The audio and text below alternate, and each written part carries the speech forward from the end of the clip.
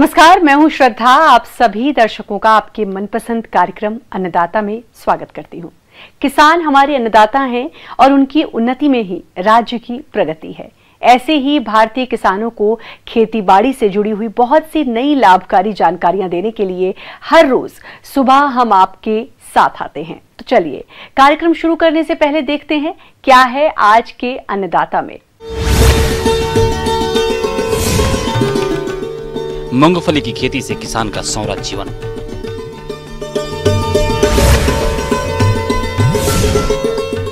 बदलते मौसम में बकरियों का संतुलित आहार प्रबंधन। इस साल कोरोना ने पूरे विश्व को हिलाकर रख दिया, लेकिन किसानों ने हार नहीं मानी। इन्होंने सरकार की जरूरी सलाह को मानते हुए कृषि कार्यों को अंजाम दिया। आज हम आपको गांव बलेखड़, जिला जयपुर के प्रगतिशील किसान BL यादव से मिलवाने जा रहे हैं, जो मूंगफली की सफल खेती करके काफी खुश हैं। तो इन्होंने किस प्रकार से की मूंगफली की खेती, आइए जानते हैं खुद इन्हीं से। गेहूं की फसल कटने के बाद में मई के अंदर मूंगफली की बिजाई की। 6 बीघे के अंदर मूंगफली, 1 बीघे के अंदर 3 कुंटल मूंगफली बीघा की हुई थी। इसमें 6 बीघा में 18 कुंटल मूंगफली हो गई। किसान भाई, यदि मन में कुछ करने की सोच लें तो कठिन से कठिन कार्य भी आसान हो जाता है। बस जरूरत है थोड़ी मेहनत और लगन की, और ऐसा ही किया है इन किसान ने। इन्होंने 6 बीघा में मूंगफली की उन्नत तकनीक से खेती करके अच्छी आय प्राप्त की। और ये कुंटल 46 के भाव मंडी के अंदर बिकी थी। तो टोटल 18 कुंटल मूंगफली 82,800 रुपये की हो गई। ये मूंगफली की फसल बहुत अच्छी पैदावार हुई और इसमें और कोई अन्य खर्चा नहीं आया। और इसमें निचारा 10,000 रुपये का ये हो गया। तो दोनों को मिला के इसमें 92,800 रुपये मूंगफली और ये चारा दोनों हो गए। इस साल कोरोना के चलते मूंगफली की खरीद करने के लिए अधिक व्यापारी बाहर से नहीं आ पाए, इसलिए मूंगफली का बाजार भाव कम मिला। यदि मूंगफली का भाव और मिलता तो इनकी आय में और बढ़ोतरी होती। किसान भाइयों, अब बात करते हैं इनको मूंगफली की फसल पर खर्चा कितना आया, आइए जानते हैं इन्हीं से। मूंगफली की फसल के लिए खर्चा हुआ है ट्रैक्टर का, बाप, पिलाऊ, सियाल, पैरा, तो इनका खर्चा, बिजाई, तो इनका 5,000 रुपये का खर्चा हुआ।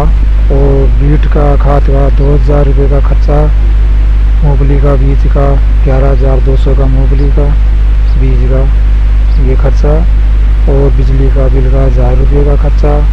और निराई खपतवार का 1,000 रुपये का खर्चा। और इसमें थ्रेसर का और उपराई का खर्चा 3,000 रुपये का।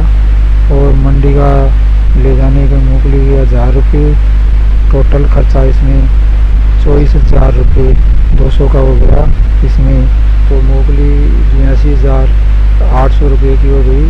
और चारा के मूंगफली की इसमें 10,000 रुपये की हो गई। तो 92,800 रुपये की मूंगफली और ये चारा दोनों हो गई। तो टोटल इसमें से 92,800 में से तो 24,200 रुपये का खर्चा हो गया। तो 68,600 रुपये इसमें बच गई। किसान भाइयों, अभी तक आपने खेती से जुड़ी हुई कुछ उपयोगी जानकारियां देखी। अब लेते हैं एक छोटा सा ब्रेक, जल्द ही लौटेंगे और कार्यक्रम में आगे भी हैं खेती बाड़ी से जुड़ी महत्वपूर्ण जानकारियां, तो बने रहिए हमारे साथ। ब्रेक के बाद आप सभी दर्शकों का अन्नदाता में स्वागत है। चलिए अब रुख करते हैं अगली कड़ी की ओर। हमारे प्रदेश में बहुत से लघु और सीमांत किसान भाई खेती के साथ साथ बकरी पालन करते हैं, लेकिन इनसे अच्छा लाभ वही बकरी पालक ले पाते हैं जो इन बकरियों की आहार व्यवस्था मौसम के अनुसार करते हैं। तो किसान भाइयों, यदि आप भी बकरी पालन कर रहे हैं तो इनका संतुलित आहार प्रबंधन किस तरह से करें, इस बारे में उचित सुझाव दे रहे हैं डॉक्टर रविंद्र मोहन मिश्रा। बकरियों का पालन मुख्यतः हम लोग मांस उत्पादन के लिए एवं दूध उत्पादन के लिए करते हैं। ऐसे में अगर हम अपने बकरियों का समुचित, संतुलित एवं सुपाच्य आहार का प्रबंधन करें तो बकरियों का उत्पादन क्षमता अवश्य वृद्धि होगी और आपको ज़्यादा से ज़्यादा लाभ मिलेगा। अगर भोजन की व्यवहार की अगर हम लोग बात करें तो बकरियों का पत्तेदार चारा ज़्यादा पसंद है और वह उसे खाना ज़्यादा पसंद करती हैं। जब पत्तेदार भोजन की बात होती है तो सालों भर एक तरह के पत्तों की उपलब्धता बहुत बार संभव नहीं हो पाता है। तो ऐसे में किसान भाई उनकी आवश्यकताओं को जानें कि एक बकरी को कितनी आवश्यकता है। तो अगर देखें तो एक बकरी को अपने शरीर भार के अनुसार कम से कम 4 से 6% चारा की आवश्यकता होती है। मतलब कि वो 2 से 3 किलो हरा चारा प्रति 10 किलो की बकरी आपकी आवश्यकता होगी। तो ये ज़रूर आपको सुनिश्चित करना है कि उसको भरपेट हरा चारा यानी सूखा चारा दोनों मिल रहे हैं या नहीं। बकरियों की अच्छी वृद्धि विकास हो सके, इसके लिए खान पान का उचित प्रबंध रखना चाहिए। बकरियों के लिए हरा चारा, गेहूं का भूसा, यदि संभव हो तो चना, अरहर तथा मसूर की दाल के भूसे का इंतजाम किया जा सकता है। इसके अलावा कटहल, नीम, पीपल, पाकड़ की पत्तियों को समय समय पर हरे चारे के रूप में दे सकते हैं। बकरियों को सूखा चारा पसंद है।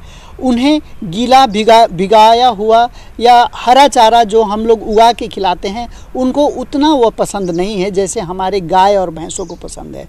तो आप उन्हें दलहनी चारा पे ज़्यादा फोकस कर सकते हैं और दलहनी सूखा चारा भी वो बड़े चाव से खाते हैं। सूखे पत्ते भी बहुत चाव से खाते हैं अगर वो पत्तों में हरापन है। बकरियों की अच्छी बढ़वार के लिए संतुलित आहार देना चाहिए। किसान अपने स्तर पर दाना या बाट बनाकर पशुओं को खिलाते हैं तो आहार पर खर्च कम आएगा। 100 किलोग्राम दाना या बाट बनाने की विधि जो इस प्रकार से है: मूंगफली की खली 15 किलोग्राम, गेहूं धान की भूसी 25 किलोग्राम, जौ ग्वार मक्का बाजरा अनाज 57 किलोग्राम, खनिज मिश्रण 2 किलोग्राम, लवण 1 किलोग्राम को अच्छी तरह से मिलाकर तैयार करते हैं। अब बात करते हैं बकरियों को कौन सा आहार कब और कितनी मात्रा में खिलाना चाहिए। उत्पादकता के स्टेज के अनुसार किस अवस्था में आपकी बकरियां हैं, खास करके गाभिन बकरियों की अगर मैं बात करूं तो गाभिन बकरियों का जो गर्भाकाल होता है वह 145 दिन का होता है। तो जो आखिरी 50 दिन का समय है गर्भाकाल का, उस समय उन्हें भरपूर मात्रा में चारा देने के अलावे उसे दाना मिश्रण भी अगर किसान दें जिसमें चोकर, चना के छिलके आदि मिश्रित हों और साथ में उसमें खनिज, लवण और नमक मिश्रित दाना मिश्रण भी अगर हम लोग अतिरिक्त रूप से उनके शरीर भार के अनुसार 100 ग्राम से 300 ग्राम प्रतिदिन के दर से दें तो फलस्वरूप आपके बच्चे का जो बढ़वार है, ग्रोथ है, वो भी आपको अच्छा मिलेगा। सूखी बकरियों को प्रतिदिन प्रति पशु सूखा चारा 1 किलोग्राम, हरा चारा 1 किलोग्राम, दाना बाट 200 ग्राम, खनिज लवण 10 ग्राम, नमक 10 ग्राम खिलाना चाहिए। गर्भित बकरियों को प्रतिदिन प्रति पशु आहार सूखा चारा 1 किलोग्राम, हरा चारा 1 किलोग्राम, दाना बाट 300 ग्राम, खनिज लवण 10 ग्राम, नमक 10 ग्राम खिलाना चाहिए।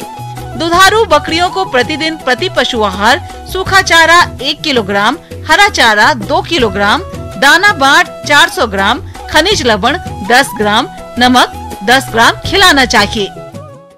अगर बकरियों को भरपूर मात्रा में स्वच्छ, साफ सुथरा और गंध रहित पानी की उपलब्धता आप कराते हैं तो उनको अनुकूल प्रभाव उनके शरीर पे पड़ेगा। एक दुधारू बकरियों को पानी की आवश्यकता बहुत ज़रूरी होती है। तो अतः मेरे सारे बकरी पालक किसान भाइयों, जहां हम बार बार त्रुटि करते हैं उनके आहार व्यवस्था पे, तो उस पे आप ध्यान दें, उनकी आवश्यकताओं को समझें और उस प्रकार से उनका भोजन प्रबंधन करें तो आपको मांस उत्पादन में भी वृद्धि मिलेगी और साथ ही दूध उत्पादकता में भी उनको काफ़ी सराहनीय आपको उसका रिजल्ट मिलेगा और आपका जो बकरी पालन है वह एक लाभप्रद व्यवसाय के रूप में आगे बढ़ेगा। धन्यवाद। आगे और भी हैं खेती बाड़ी से जुड़ी हुई बहुत सी रोचक जानकारियां, पर यहाँ पर रुकेंगे एक और ब्रेक के लिए, जल्द हाजिर होंगे। के बाद एक बार फिर से आप सभी दर्शकों का अन्नदाता कार्यक्रम में स्वागत है। बढ़ते हैं अगली प्रस्तुति की ओर। प्रदेश के जिन किसान भाइयों ने लहसुन की बुआई की है उनकी फसल इस समय बढ़वार की अवस्था में है। इसकी आगे भी अच्छी बढ़वार हो, इसके लिए इस समय कुछ कार्यों को करना जरूरी है, तभी आगे चलकर इस फसल से अधिक पैदावार मिल पाएगी। तो किसान भाइयों, लहसुन की फसल में इस समय कौन कौन से कार्यों को करें, आइए जानते हैं कृषि अनुसंधान उप केंद्र गोनेडा के प्रभारी डॉक्टर दिनेश यादव से। किसान भाइयों, आज अपने लहसुन की चर्चा करेंगे। लहसुन एक नकदी फसल है। इसके कृषिकरण करते समय ध्यान रखना चाहिए। लहसुन की बुआई करने के बाद में आप इसमें ध्यान रखना चाहिए कि खरपतवार तो नहीं है। खरपतवार नियंत्रण बहुत आवश्यक है। खरपतवार नियंत्रण हेतु लहसुन में निराई गुड़ाई का भी एक अहम बिंदु है। लहसुन में जब निराई गुड़ाई करते हैं तो वायु संचार एक अच्छी तरह से हो जाता है और ज़मीन में जीवांश युक्त जो खाद पड़ी रहती है वो उसको जो सूक्ष्म जीव होती है वो ज़्यादा कार्यशैली से सड़ा के और उसको खाद के रूप में बदल देते हैं। इससे क्या होता है कि उस पौधों में जड़ों का विकास अच्छा होगा और उस पौधों की वानस्पतिक वृद्धि अच्छी तरह से होगी और जितनी अच्छी वानस्पतिक वृद्धि होती उतना ही उस खेत में बल्ब या लहसुन का आकार बनेगा और उसमें अल्टीमेट उत्पादन बढ़ेगा। सिंचाई प्रबंधन। लहसुन में प्रथम सिंचाई बुआई के 1 सप्ताह बाद करें। इसके बाद हल्की सिंचाई आवश्यकता अनुसार समय समय पर करें, जिससे फसल की बढ़वार अच्छी होगी। बुआई करने के बाद में इस एक ध्यान और रखना चाहिए, क्योंकि ये जमीन में तैयार होने वाली सब्जी है तो इसमें पोटास की आवश्यकता ज़्यादा पड़ती है। पोटास आपको पहले ही खेत की बुआई के समय इसके डालना आवश्यक है। खड़ी फसल में पोटास नहीं डालना चाहिए। किसान कभी कभी गलती कर बैठता है, पोटास बेसल में डालता है और खड़ी फसल में डालता है। वो एक गलत तरीका है। अगर आपको बाद में डालना है तो उसके लिए पोटास का दूसरा रूप आ गया जिसको घुलनशील पोटाश बोलते हैं, NPK 1919 में। उस रूप में आप डालेंगे तो उसकी कमी की पूर्ति हो जाएगी। खड़ी फसल में जो आप देख रहे हैं लहसुन है, यहाँ घुलनशील खाद का हर 15 से 20 दिन में एक छिड़काव करेंगे तो निश्चित रूप से अपने को ज्यादा फायदा होगा। लहसुन को नुकसान करने वाला प्रमुख कीट है रस चूसक थ्रिप्स। यह एक लहसुन का प्रमुख नुकसानदायक कीट है। यह आकार में छोटा होता है। इसके प्रौढ़ पत्तियों का रस चूसते रहते हैं, जिससे पौधा कमजोर हो जाता है। इसके नियंत्रण के लिए डाइमिथोएट 1.5 मिली मात्रा प्रति लीटर पानी की दर से घोल बनाकर छिड़काव करें तो इस कीट का नियंत्रण हो जाता है। एक इसमें बीमारी आती है जिसके पत्ती पे धब्बे होने वाली। किसान भाई अपने खेत में भी खड़े होके देखें, अगर प्रकोप है तो किसी विशेषज्ञ की सलाह ले लें या खुद भी देख लें पत्ती पे धब्बे हैं या पीली पड़ रही है पत्ती, ऊपर की जो टिप्स होती है वो सूख के नष्ट हो रही है, तो उसमें निश्चित रूप से आपका कोई बीमारी लगा है। तो इसके नियंत्रण हेतु आप कार्बनडिजिम दवा या मैनकोजेब दवा, मैनकोजेब से आपका ठीक उपचार हो जाएगा। एक टंकी में 30 ग्राम डाल के साथ में जो मेलाथिन होती है 50 cc, उसका आप 1.25 ml 1 लीटर पानी में डाल के उसका नियंत्रण करेंगे तो आपकी जो फसल है वो कीट रहित और व्याधि रहित हो जाएगी। इस तरह से आप नियंत्रण करके अच्छा मुनाफा ले सकते हैं। अन्नदाता हेल्पलाइन निशुल्क फोन संपर्क सेवा के माध्यम से आपके द्वारा पूछे गए प्रश्नों में से 1 या 2 महत्वपूर्ण प्रश्न को हम अपने कार्यक्रम में शामिल करते हैं। इसके तहत आज का चयनित प्रश्न और उसका जवाब इस प्रकार है।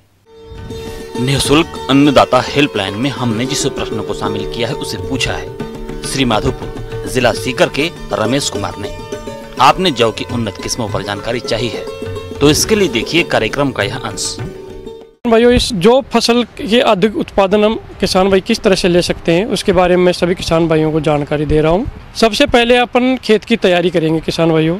खेत की तैयारी के लिए सबसे पहले खेत में अच्छी तरह से उसकी जुताई कर लें, पाटा लगा के उसको समतल कर लें। खेत को समतल करने के बाद में खेत में पड़ेवा कर लें। पड़ेवा करने के पश्चात खेत को अच्छी तरह से उसमें 10 से 12 टन सड़ी हुई गोबर की खाद या वर्मी कंपोस्ट भी अपन उपयोग ले सकते हैं। ये जो खाद है ये अपने सड़ी हुई गोबर की खाद डालनी है।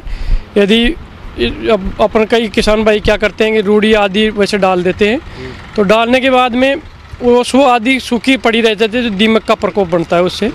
तो किसान भाई सड़ी और गली गोबर की खाद डालें। उसके बाद में सभी किसान भाई उसको समान रूप से बिखेर दें, पाटा चला करके उसको खाद को अच्छी ज़मीन में मिला दें। उर्वरकों की बात करें तो जौ की सिंचित फसल के लिए urea 130 kilogram, 250 kilogram single super phosphate और 50 किलोग्राम म्यूरेट ऑफ पोटाश प्रति हेक्टेयर की आवश्यकता होती है। असिंचित क्षेत्रों के लिए urea 86 kilogram, 250 kilogram single super phosphate और 50 किलोग्राम म्यूरेट ऑफ पोटाश प्रति हेक्टेयर पर्याप्त होता है।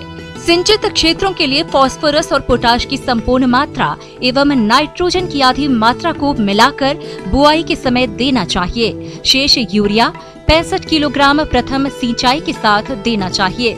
असिंचित क्षेत्रों के लिए संपूर्ण पोटाश, फास्फोरस, नाइट्रोजन बुआई के समय पंक्तियों में देना चाहिए। दीमक का अधिकांश अपनी ज़मीन में रेतीली भूमि है या जहाँ भी, तो उसमें दीमक का प्रयोग अधिक रहता है। उसके लिए 25 किलोग्राम प्रति हेक्टेयर क्विनोल फोस 1.5% काम में लेवे। इस दवाई को समान रूप से बुरक करके और किसान भाई ज़मीन में मिला देवें। उन्नत किस्में जौ की खेती से अधिकतम उत्पादन प्राप्त करने के लिए किसानों को अपने क्षेत्र की प्रचलित और अधिक उपज देने वाली किस्मों का चयन करना चाहिए, जो इस प्रकार से है। सिंचित क्षेत्र हेतु जौ की उन्नत किस्म जो लवणीय क्षारीय भूमि के लिए उपयुक्त भी है वह है RD 2552। इसकी फसल अवधि 125 से 130 दिन, औसत उपज 50 से 60 क्विंटल प्रति हेक्टेयर। असिंचित क्षेत्र हेतु जौ की उन्नत किस्म RD 2600 ये पीली भूरी रोगरोधी किस्म है। इसकी फसल अवधि 115 से 120 दिन और औसत उपज 24 से 25 क्विंटल प्रति हेक्टेयर। सिंचित क्षेत्र हेतु जौ की उन्नत किस्म RD 2715 यह हरे चारे और दाने के लिए दोनों के लिए सही है। इसकी औसत उपज 26 से 28 क्विंटल प्रति हेक्टेयर। सिंचित क्षेत्र हेतु जौ की उन्नत किस्म RD 2794 ये किस्म लवणीय क्षारीय क्षेत्र के लिए उपयुक्त है। इसकी फसल अवधि 120 से 125 दिन और औसत उपज 40 से 45 क्विंटल प्रति हेक्टेयर है। तो इनके कोई भी किस्मों में से एक किस्म किसान भाई अपने यहाँ उपयोग में कर सकते हैं। बीज उपचार के लिए किसान भाइयों को ये सलाह है कि सभी किसान बीज उपचार करके ही अपनी फसल को बोएं। बीज उपचार के लिए किसान इसके लिए 2 ग्राम प्रति किलो थायरम या 2 से 2.5 ग्राम प्रति किलो मैनकोजेब काम में ले सकते हैं। दीमक के उपचार के लिए किसानों को 5 ml प्रति किलोग्राम फिप्रोनिल 5 EC जो जिसमें आती है फिप्रोनिल, तो उसका भी उपयोग किसान भाई कर सकते हैं। किसान भाई इसके लिए उचित मात्रा में पानी भी मिला लें। बिल्कुल जो प्योर दवाई है उसे उपचारित नहीं करें, उसी इतनी मात्रा में पानी भी उसमें मिलाएं। बुआई की विधि। जौ की बुआई में पंक्ति से पंक्ति की दूरी 22 सेंटीमीटर एवं देरी से बुआई की स्थिति में पंक्ति से पंक्ति की दूरी 25 सेंटीमीटर रखनी चाहिए। बीज को 4 सेंटीमीटर की गहराई पर डालें। अधिक गहराई पर डालने से जमाव कम एवं देर से होता है। आज इसी कड़ी में जिस दूसरे प्रश्न को शामिल किया गया है उसे पूछा है गांव जैतपुरा, जिला जयपुर के किसान गोपाल लाल ने। आपने भैंस की मुर्रा नस्ल के बारे में जानकारी चाहिए है, तो इसके लिए देखिए कार्यक्रम का यह अंश। भारत में भैंस पालन एक फायदेमंद व्यवसाय है। यह व्यवसाय न केवल भारत में दूध आपूर्ति करता है, बल्कि इसमें रोजगार की काफी संभावना है। भैंस का दूध कुल दूध का 57% योगदान देता है। भारत में आमतौर पर मुर्रा, जाफराबादी, सूरती आदि भैंस की नस्ल पाई जाती है। इन सब भैंसों में मुर्रा भैंस सबसे मशहूर है। डेयरी व्यवसाय में आजकल अधिकतर मुर्रा भैंसों को पाला जा रहा है और इसका पशुधन में सबसे ऊंचा स्थान है, जिसके कारण इसे काला सोना कहा जाता है। यह भैंस मूल रूप से पंजाब और हरियाणा के राज्यों से है, किंतु अब यह उत्तर प्रदेश सहित अन्य राज्यों में सफलता से पाली जा रही है। ये भैंस गर्म और ठंडे इलाकों में आसानी से पाली जा रही है। मुर्रा पशु भारी भरकम डील डॉल वाले होते हैं तथा इनकी गर्दन और सिर अन्य भैंसों की तुलना में छोटे होते हैं। सींग कसकर मुड़े होते हैं। इनका रंग काला और पूंछ लंबी होती है। इनका पिछला हिस्सा चौड़ा तथा अगला हिस्सा संकरा होता है। मुर्रा भैंस की देखरेख करना आसान होता है। इस नस्ल का स्वास्थ्य अन्य नस्लों की तुलना में बेहतर रहता है, क्योंकि इन भैंसों की रोगों से लड़ने की क्षमता अच्छी होती है। मुर्रा भैंस सबसे अधिक उत्पादन वाली भैंस की नस्ल है। मुर्रा भैंस अपने एक दूध काल में लगभग 1800 से 4000 लीटर तक दूध देती है और इसके दूध में वसा की मात्रा 7 से 8% होती है। इस वजह से अन्य दुधारू पशुओं के दूध के मुकाबले मुर्रा नस्ल की भैंसों का दूध अधिक दर पर बिकता है। अपनी अनेक खूबियों और किसानों के लिए आर्थिक रूप से फायदेमंद होने के कारण यह भैंस आजकल डेयरी किसानों की पहली पसंद बनी हुई है। तो यदि किसान भाइयों आप इस नस्ल की भैंस का पालन करना चाहते हैं तो यह भैंस अमूमन 35,000 से 1 लाख रुपए के बीच मिल जाती है। इसकी कीमत और भी कई बातों पर निर्भर करती है, जैसे कि दूध उत्पादन की क्षमता, उम्र और उसका स्वास्थ्य आदि। इन्हीं बातों को ध्यान में रखकर ही कोई खरीदार इसकी सही कीमत का अनुमान लगा लेता है। आइए अब एक नजर डालते हैं राज्य के कुछ चुनी हुई मंडियों के प्रमुख फसलों के बाजार भाव पर।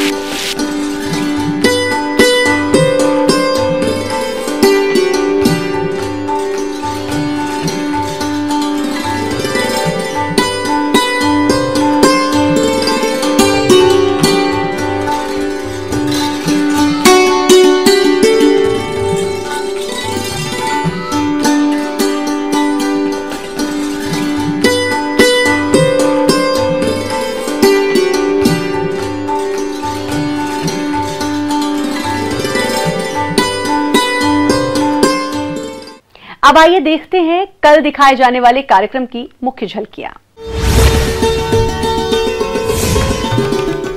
मूंगफली की खेती से किसान का संवरा जीवन।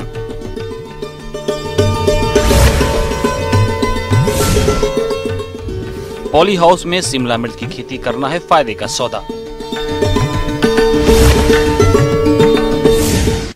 किसान भाइयों, अन्नदाता आपकी सेवा के लिए संकल्परत है। कृषि संबंधित समस्या और सुझावों के लिए आप हमें इस पते पर संपर्क कर सकते हैं।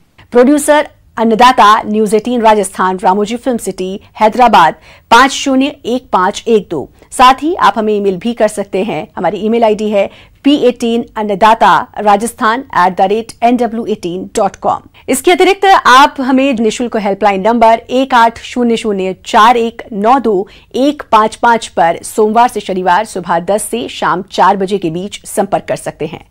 किसान भाइयों, अब समय हो रहा है आपसे विदा लेने का, तो हमारी अन्नदाता टीम को दीजिए इजाजत। कल फिर होगी आपसे मुलाकात कृषि संबंधित कुछ और महत्वपूर्ण जानकारियों के साथ। नमस्कार।